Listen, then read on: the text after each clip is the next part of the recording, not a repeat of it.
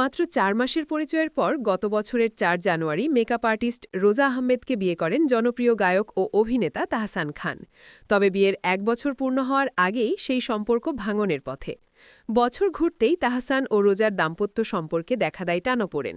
বিয়ের কয়েক মাসের মধ্যেই শুরু হয় দূরত্ব এবং গত বছরের জুলাই মাস থেকে তারা আর একসঙ্গে বসবাস করছেন না। বর্তমানে দুজনই হাঁটছেন চূড়ান্ত বিচ্ছেদের পথে। শীঘ্রই আনুষ্ঠানিকভাবে বিচ্ছেদের ঘোষণা দেয়া হতে পারে বলে জানা গেছে। এ বিষয়ে গণমাধ্যমকে তাহসান খান নিজেই নিশ্চিত করেছেন তথ্যটি। তাহসান খান বলেন, খবরটি সত্য, দীর্ঘদিন ধরেই আমরা আলাদা থাকছি।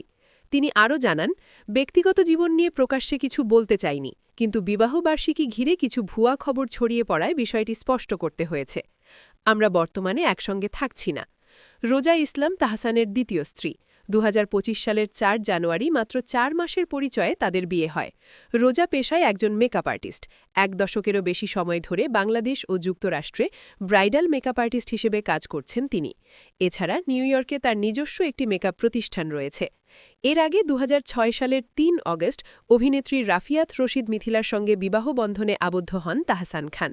দীর্ঘ ১১ বছরের সেই দাম্পত্য জীবনের ইতি ঘটে ২০১৭ সালে।